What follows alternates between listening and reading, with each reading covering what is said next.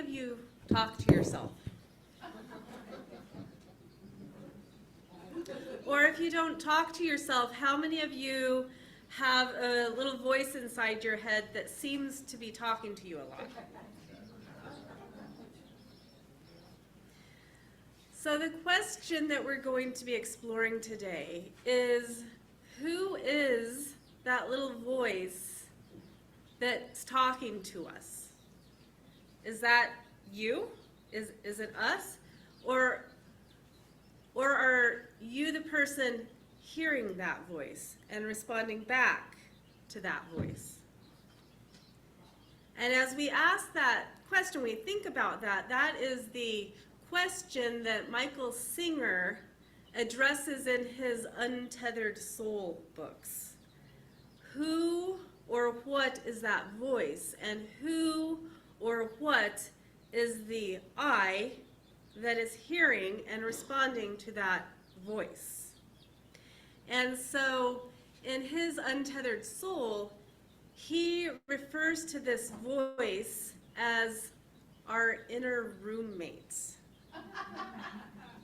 He says that most of us, many of us, have this inner roommate, and his premise is that true peace comes when we realize that that inner voice, that inner roommate, is not us, and we can move beyond it. He says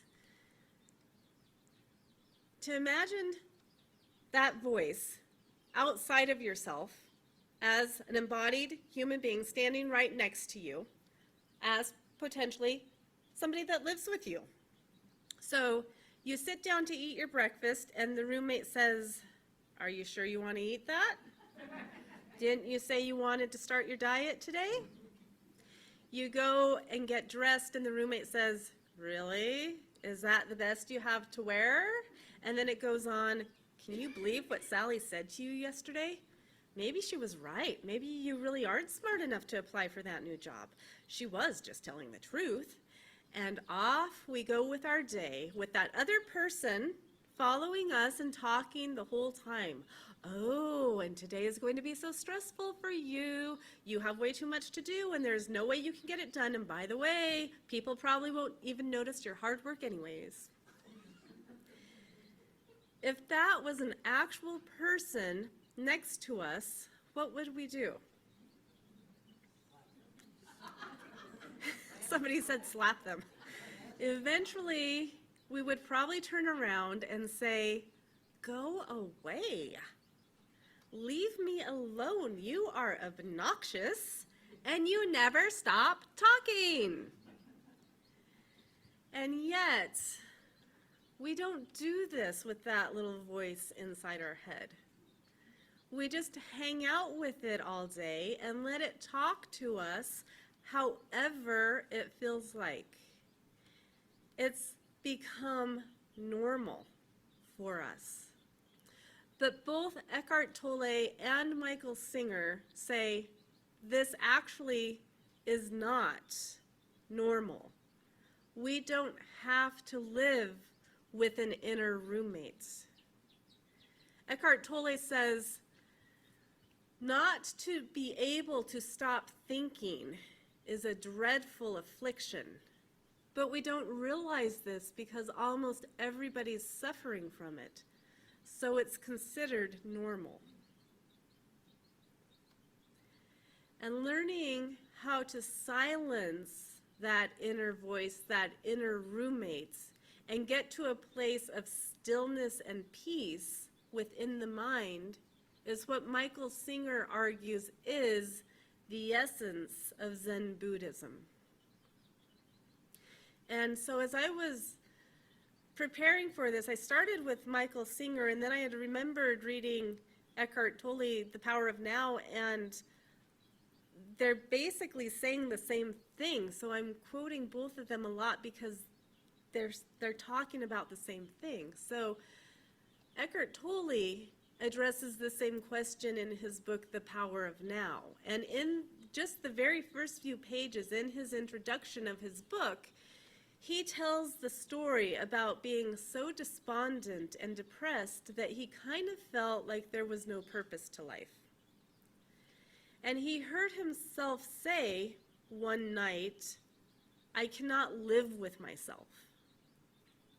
And then his next thought was an aha moment for him when he realized, he found himself asking, wait a second, who is the I that cannot live with myself?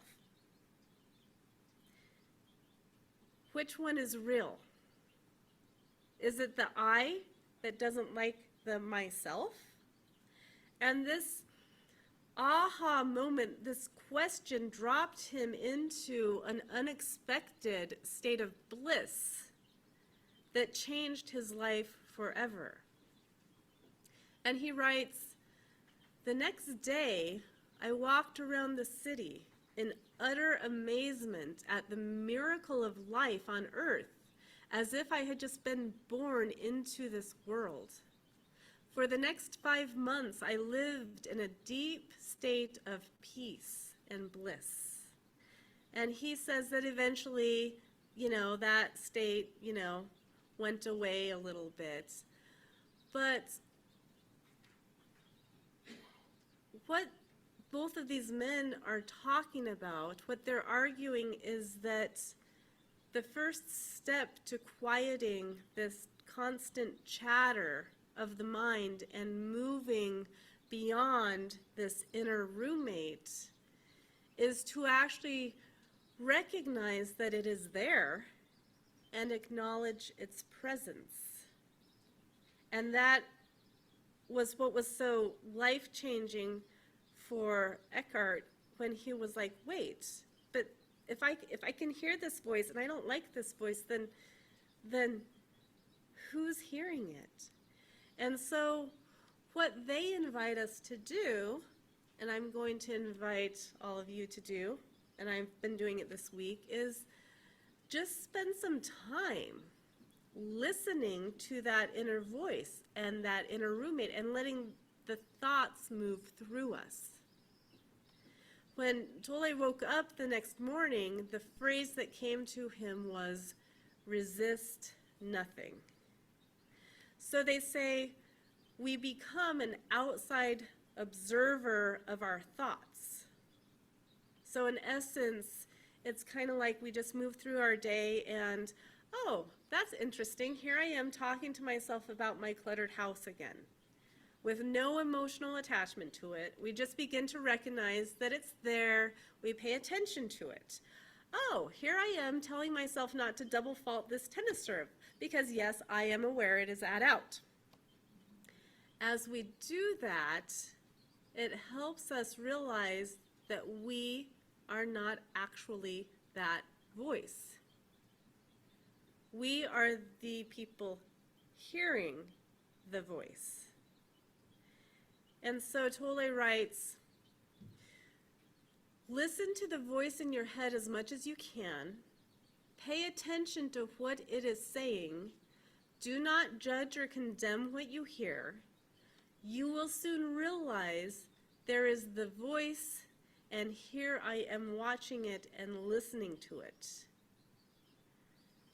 The sense of your own presence is not a thought. It arises from beyond the mind. So I'm going to say that again, and I want us to just contemplate that a little bit. The sense of your own presence is not a thought. It arises from beyond the mind. And he continues, so when you listen to a thought, you are not only aware of the thought, but as yourself as the witness of the thought. This is the beginning of the end of involuntary and compulsive thinking.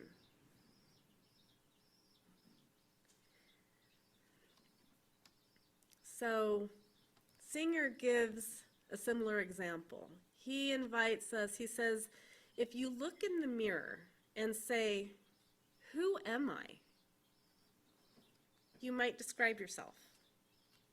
I'm a person with blonde hair and blue eyes wearing a red jacket. But then you put on a blue jacket, you put in green contacts, and you dye your hair purple. Now I am the person with the blue jacket wearing green contacts with purple hair. So we know that we are not what we look like, because what we look like changes.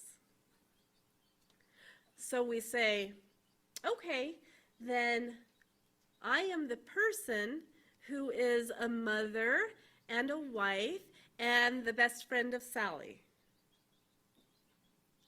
But children grow up. You haven't talked to Sally for 3 years and your spouse leaves you. But you're still you. We're still here. We're still in there. So now we know that we are not our relationships, right? We are not what we look like. We are not our relationships, because the I is still there even as the people in our lives come and go. So we say, okay, then I am the person who believes X, Y, and Z. But we go to school, we learn more, and we no longer believe X, Y, and Z. So now we realize that we aren't our belief systems. And this exercise can go on and on. So then the question once again becomes, who are we? And isn't that just the quintessential question for those of us on the spiritual journey? And I'll admit, sometimes this is a fun question for me to contemplate, and at other times, it just gives me a headache. But who is the person that has the headache? And see, now we're off to the races again, right? And so we say, okay, I'm going to change that voice in my head, and I'm going to make sure that it's saying nice things to me. I'm going to evict the obnoxious roommate and bring in a loving, caring, supportive roommate. And that's wonderful. But that loving, supporting inner voice isn't us either.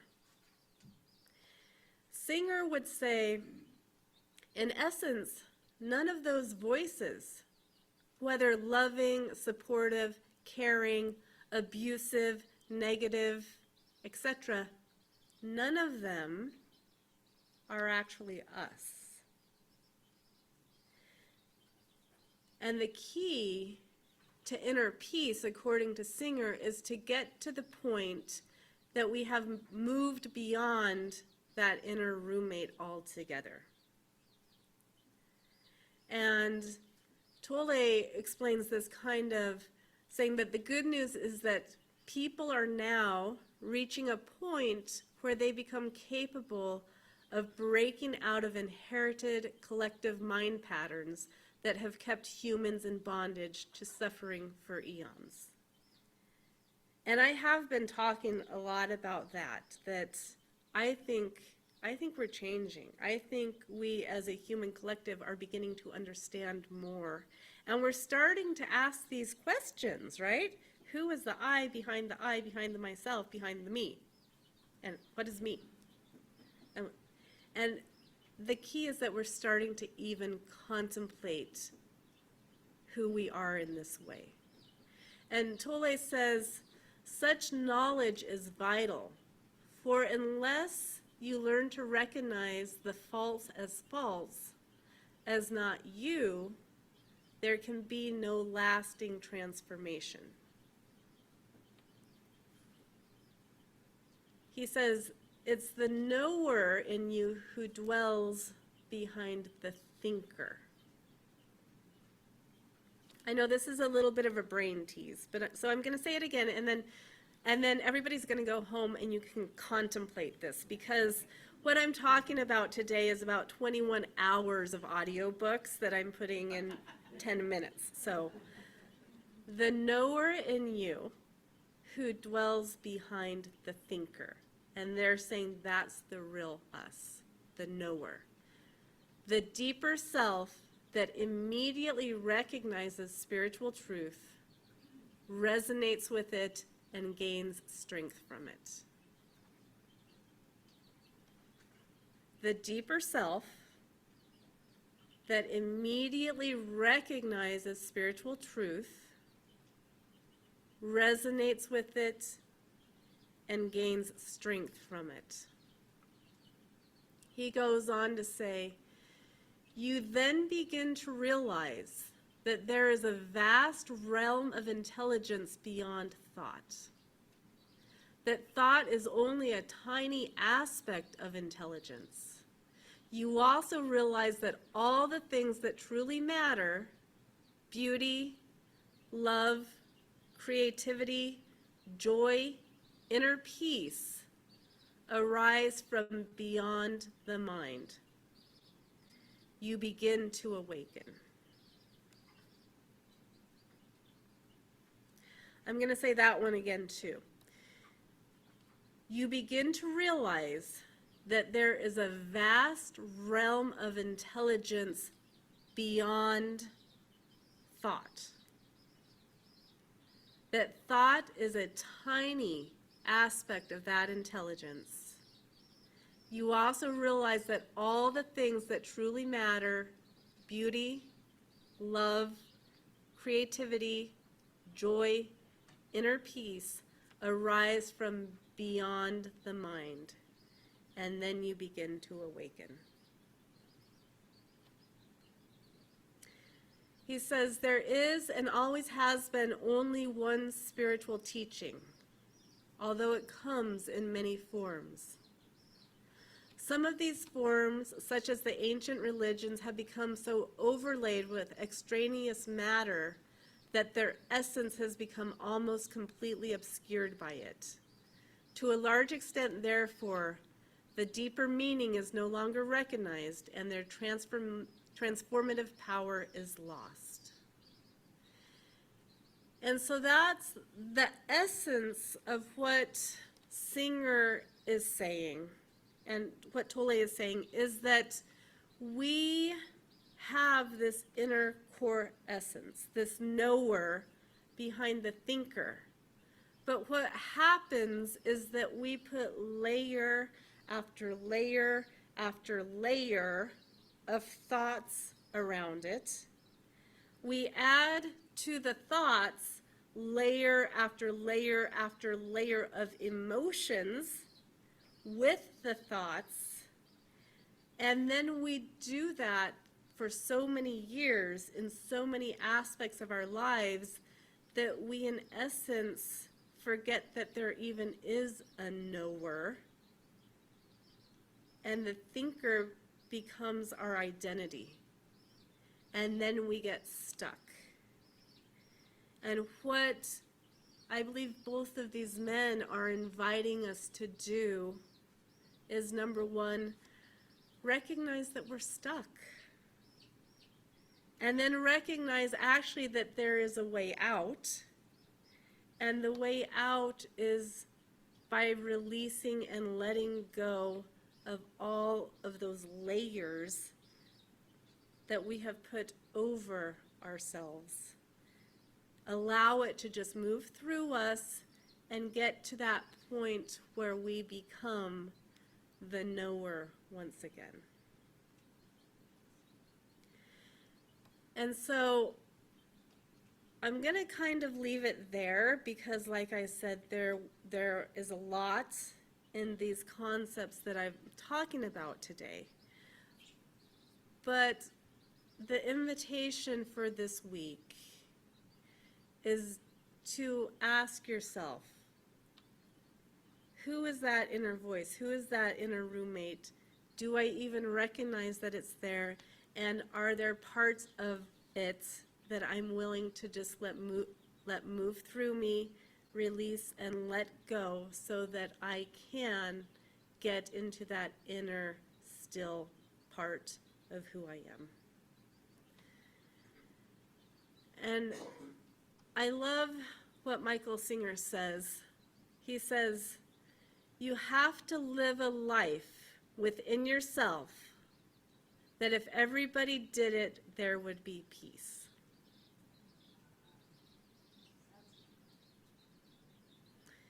If we are all living that life within ourselves and everybody did that, there would be peace. And Rumi says, yesterday I was clever, so I wanted to change the world. Today I am wise, so I am changing myself. We change ourselves into that inner state of peace, which in essence changes the world. And so I'll just kind of let those words sort of sink into us as we sing our closing hymn today in your Till hymnal number 1031, May I Be Filled with Loving Kindness.